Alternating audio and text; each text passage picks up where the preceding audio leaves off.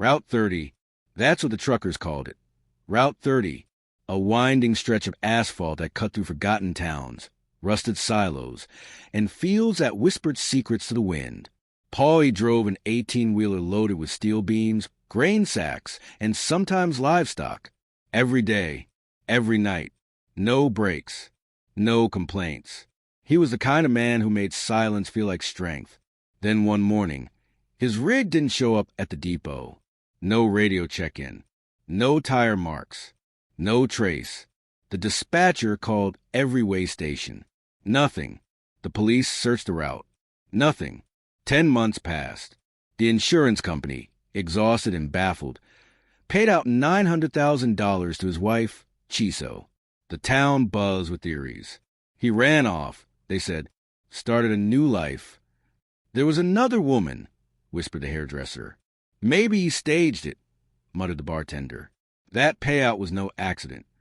Chiso didn't argue. She raised her daughter, Alika, with quiet dignity.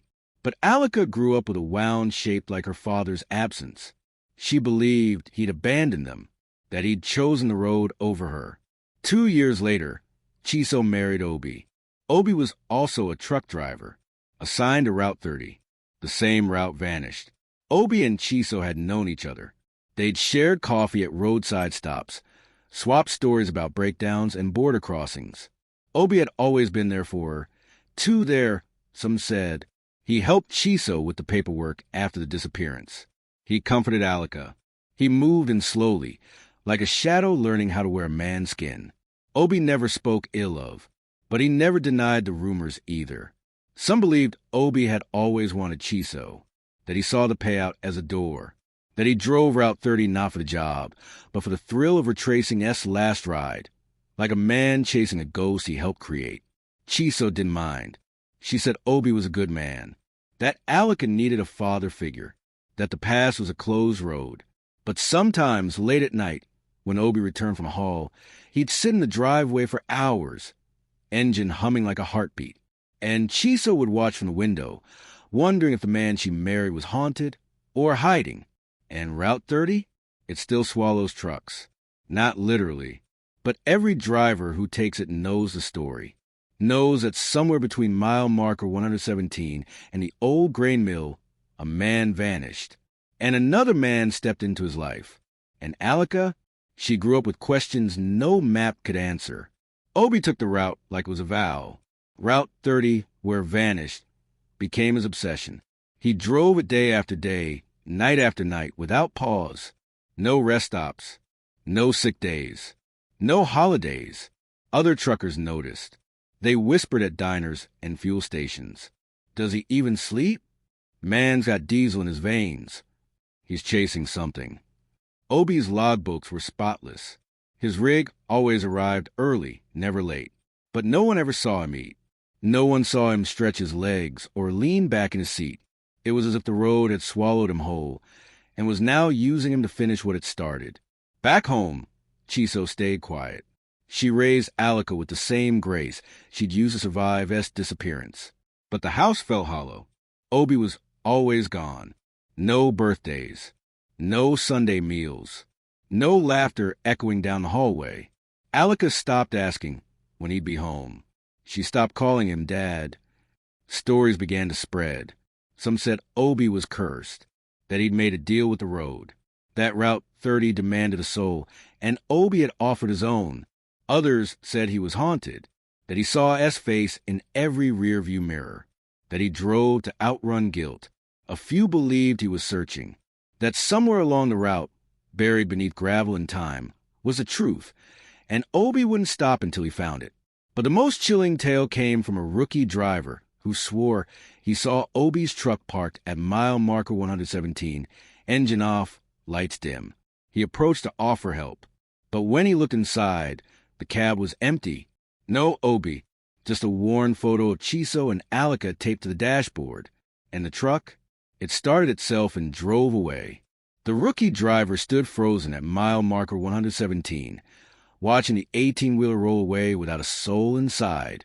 No driver, no ignition, just a low hum of machinery moving with purpose, like it knew the route better than any man ever could. He told the story at the next truck stop, voice trembling over his coffee. Some laughed, others went quiet.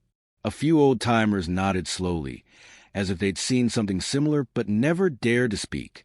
Obi returned home that night, but something in him had shifted. His eyes were darker, like they'd been staring into something too vast to name. He didn't speak to Chiso. He didn't greet Alika. He just sat in the driveway again, engine off, hands gripping the wheel like he was afraid to let go. Chiso watched from the window, her breath fogging the glass. She remembered how he used to do the same thing, sit in silence, as if the road had followed him home. The next morning, Obi left before sunrise, but this time he didn't take his usual rig. He drove a different truck, one no one recognized. Matte black, no company logo, no license plate. And Route 30? It began to change.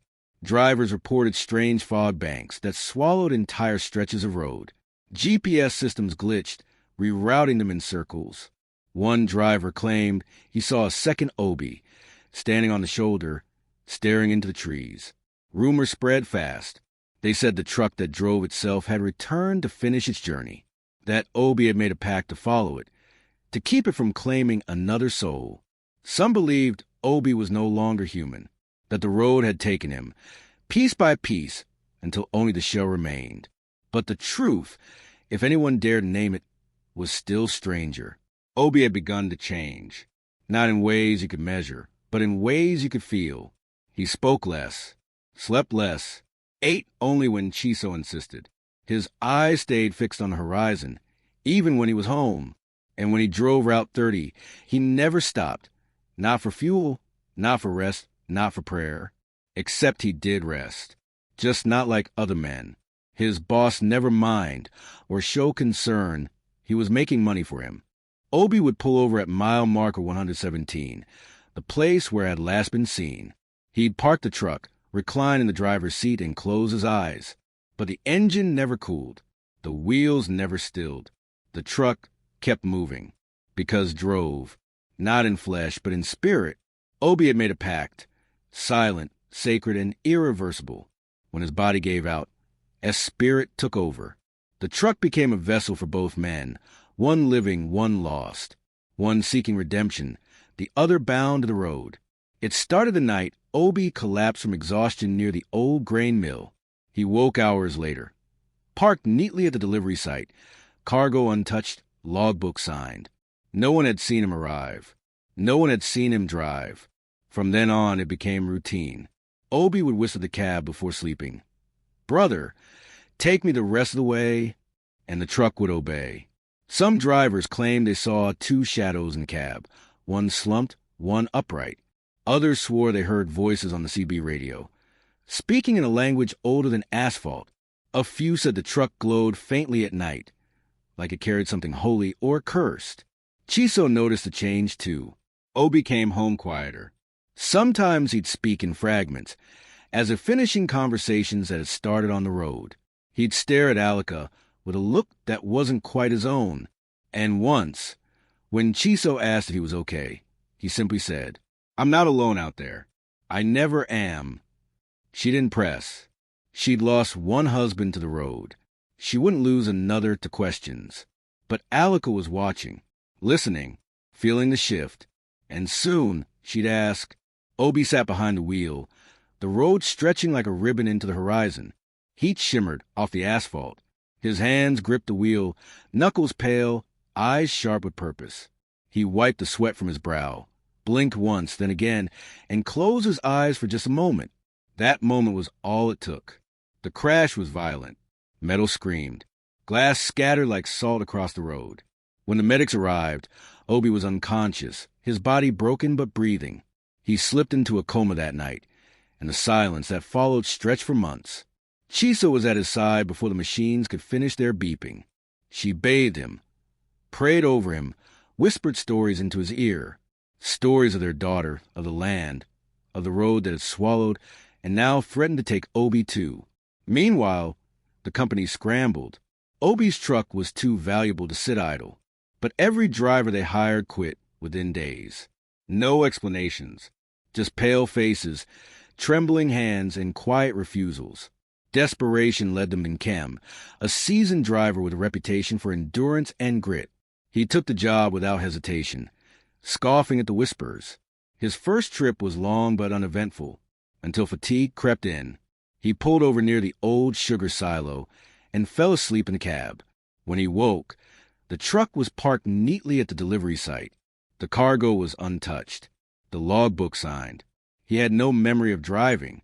Shrugging off the unease, Kem completed the delivery and began the return leg. It required an overnight haul, but he was confident. He'd done harder runs. Again, exhaustion won.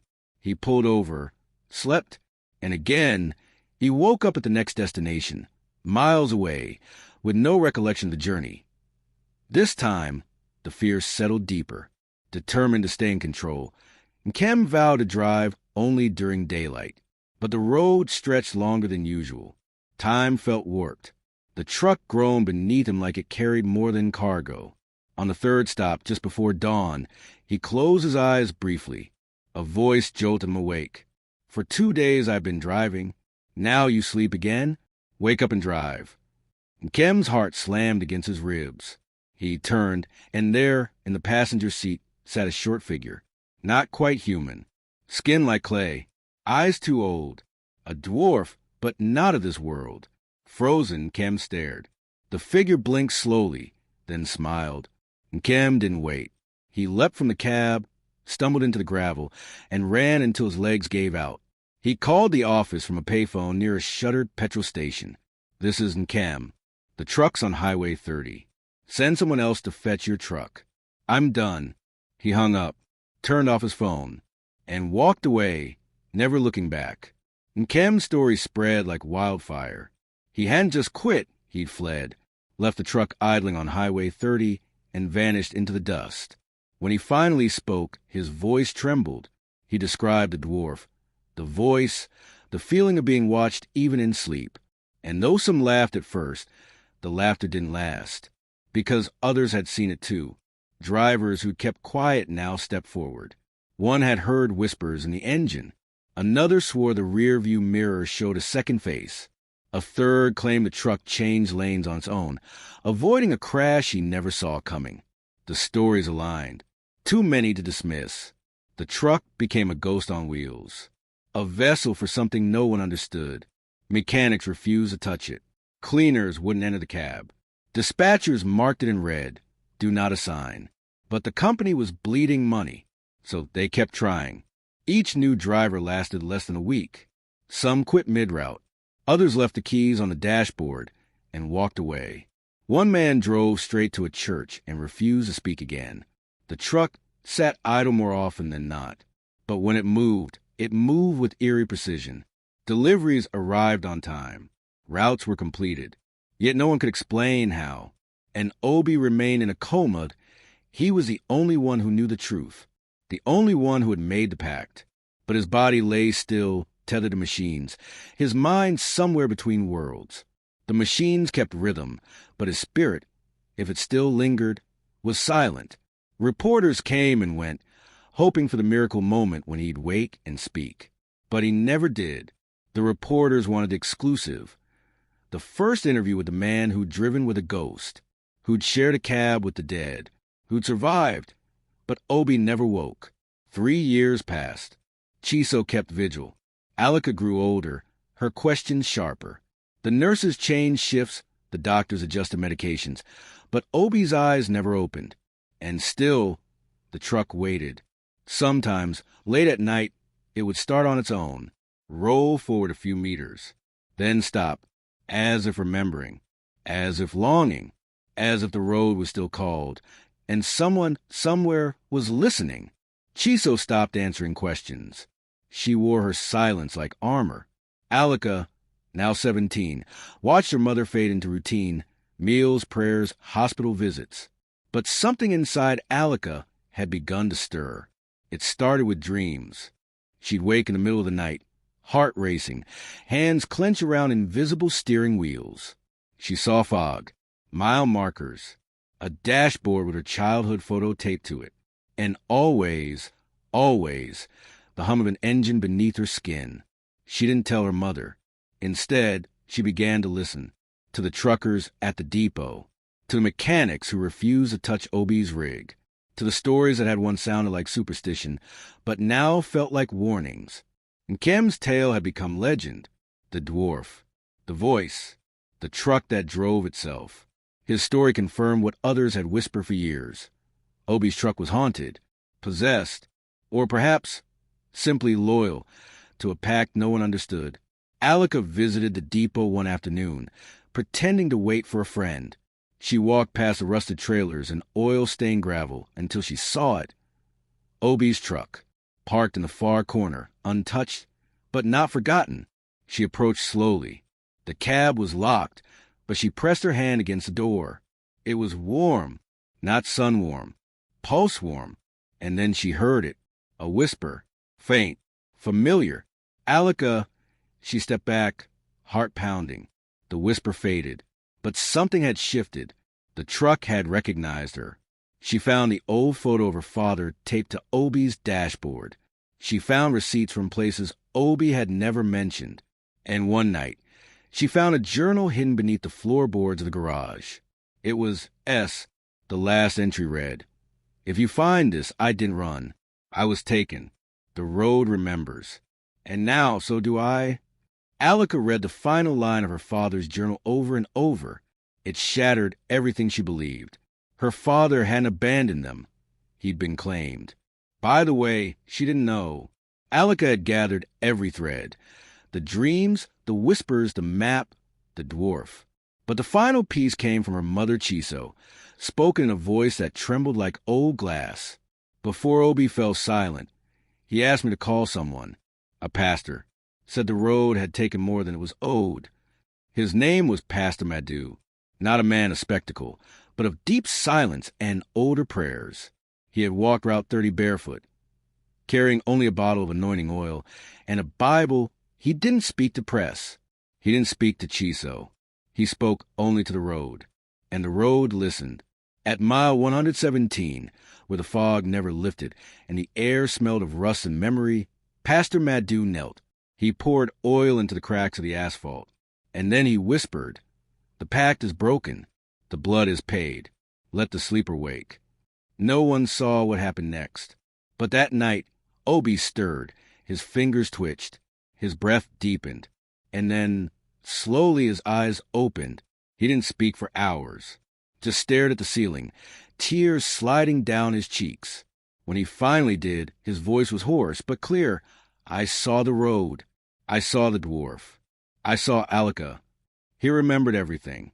The pact he made to protect his family. The spirit that demanded silence in exchange for safety. The moment he broke it, by letting Alika near the truck. The spirit had punished him with sleep. But Pastor Madhu had severed a bond. Obi wept. Alika wept. Chiso wept. But the road did not. It remained quiet, waiting, watching, because spirits do not die. They retreat, they remember, and sometimes they return. Route 30 became safe after Pastor Madhu performed a sacred ritual at mile 117, breaking the spiritual pact that had bound the road to ancestral silence and releasing. The story explores the cost of secrecy, the burden of ancestral debt, and the power of spiritual intervention to restore emotional agency and generational healing. Thank you for watching Granny G Stories. Please don't forget to subscribe to the channel for more interesting stories.